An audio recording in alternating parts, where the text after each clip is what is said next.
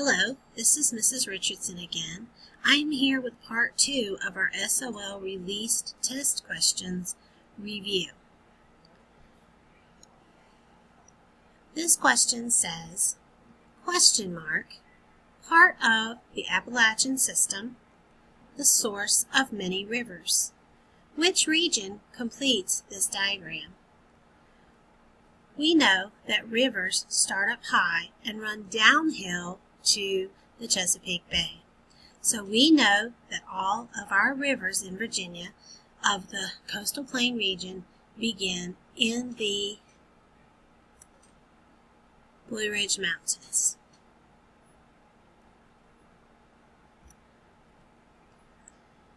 A settler in Richmond who wanted to return to Europe would travel on which river?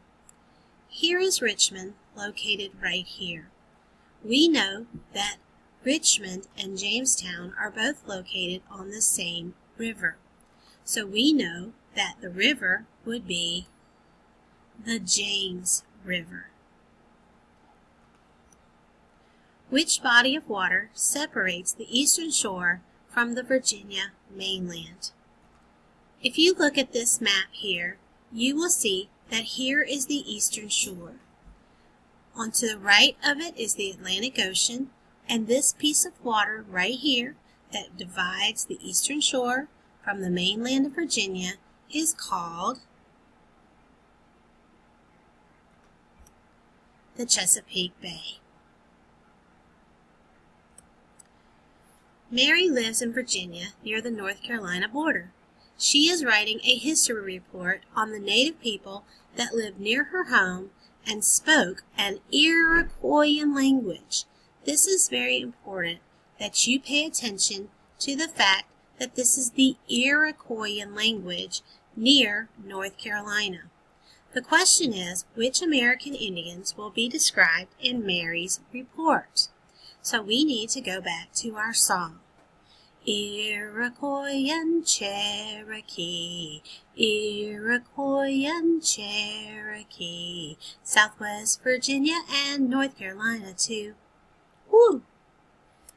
So therefore we know that the answer to this question is Cherokee. This question has a circle at the top, followed by sources of food, transportation routes, pathways for exploration. The best title for this diagram is, we know that we have talked about that there was an area that had sources of food, such as fish, transportation routes so that they could go from one location to another, and pathways for exploration so that they could get into their little boats or canoes and travel up and explore new areas. So therefore, because we've talked about this, we know that the answer to this question is the importance of rivers to the Virginia settlement. The first settlers founded Jamestown on a what? We know that it's now located on an island because of erosion and weathering, but when they first founded Jamestown, it was actually on a peninsula. A peninsula is a piece of land bordered by water on 3 sides. Where did many Virginians settle after traveling through the Cumberland Gap? Well, we know that the Cumberland Gap is located in this area right here. So they would travel through the Cumberland Gap into Kentucky and Tennessee. Kentucky and Tennessee. So therefore, we know that the answer to this question is 1 and 3. Kentucky and Tennessee. This is a picture of the burning of Jamestown. And the question is, what was the result of this event? Well, we know from talking before that the capital of Virginia started in Jamestown. However, from our song, we also know that that capital was moved. Moving, moving, moving, capitals once again, from Jamestown to Williamsburg and then to Richmond. Moving, moving, moving, capitals once again, from Jamestown to Williamsburg and then to Richmond. So we know that part of the reason why the capital was moved from Jamestown to Williamsburg was because of the burning of the buildings at Jamestown. So therefore, the answer to this question is the capital was moved to Williamsburg. The charters of the Virginia Company of London gave property rights to women, religious freedom to slaves, English rights to the colonists, or land to the American Indians. Now we know that charters was written permission given by King James to the Virginia Company of London, allowing them to start a settlement in North America. One of the things that this charter promised to the colonists was that if they would move to this new world, that they would be given the same rights as other English citizens living in England. So the answer to our question is English rights to the colonists. Okay, we have a cause and effect question. The cause was the colonists felt we don't know. But the effect was the colonists decided to fight for independence. So you are required to figure out what caused the colonists to fight for independence.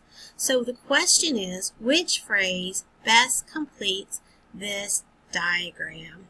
Now, we know that the colonists were very upset about the fact that they were being governed and taxed by Parliament because they did not have any representatives in Parliament.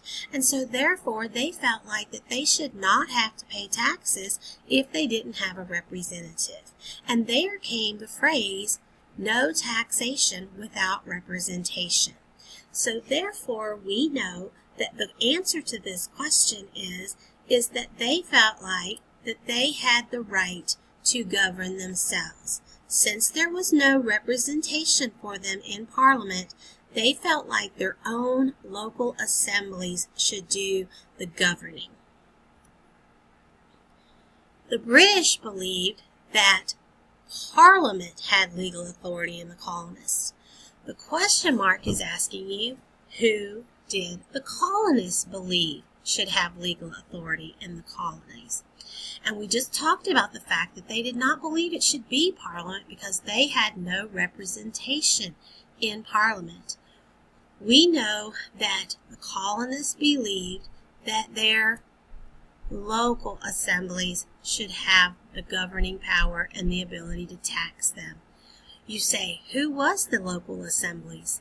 That is the group of people that we know of as the House of Burgesses. The Burgesses were our representatives who were voted on by the people, and so therefore their local assemblies were who they believed should be able to tax and govern. After Reconstruction, the freedoms given to African Americans were what? We've talked about that during Reconstruction, when the soldiers came, that rights were given to the African Americans. They were allowed to vote. They were even allowed to hold office. But we know that once Reconstruction was over and the soldiers went away, that some people tried to take those rights away from African Americans, and so they did that through the passing of the Jim Crow laws. So African American rights were taken away after Reconstruction by those Jim Crow laws, which made it very difficult for them to be able to vote or hold office. It also sent them into segregation, where they had separate water fountains, restrooms, restaurants, and even schools. This sign says, "Vote for John Montgomery, Virginia House of Delegates." And the question is, if John Montgomery wins this election, his job will be to what? We see here that John Montgomery is running for the Virginia House of Delegates. We know that the Virginia House of Delegates is one house in the Virginia General Assembly, the other one being the Senate. Because this is part of the Virginia General Assembly, it is part of the legislative branch of Virginia's government. And so if you think about it, you know that legislative equals lawmaking. Legislative equals lawmaking. So the answer to this question is make laws for the state. Make laws for the state. Legislative equals lawmaking. As a result of the civil rights movement, laws were passed that. Now you have to stop and think, when was the civil rights movement? We had Reconstruction, where African Americans were given some rights, such as voting and other things. Then those rights were taken away during the Jim Crow laws. And finally, under the leadership of Dr. Martin Luther King, the civil rights movement was taken over, where they demanded that they be treated equally and not have segregation and not have these Jim Crow laws. And so if you know that this was when they did their marches to try to gain their equal rights, then you know that the answer to this question is made racial discrimination illegal. It became illegal for people to be discriminated against or treated differently because of their race and the color of their skin.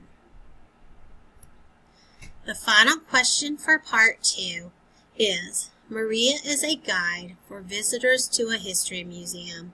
Maria works in we know that Maria is a guide. She takes people around and shows them important information in places like parks or museums. She would be what we call a tour guide. And so therefore we know that Maria works in the tourism industry. Thank you for your time. I hope you've enjoyed part 2. Be looking, part 3 will be coming soon.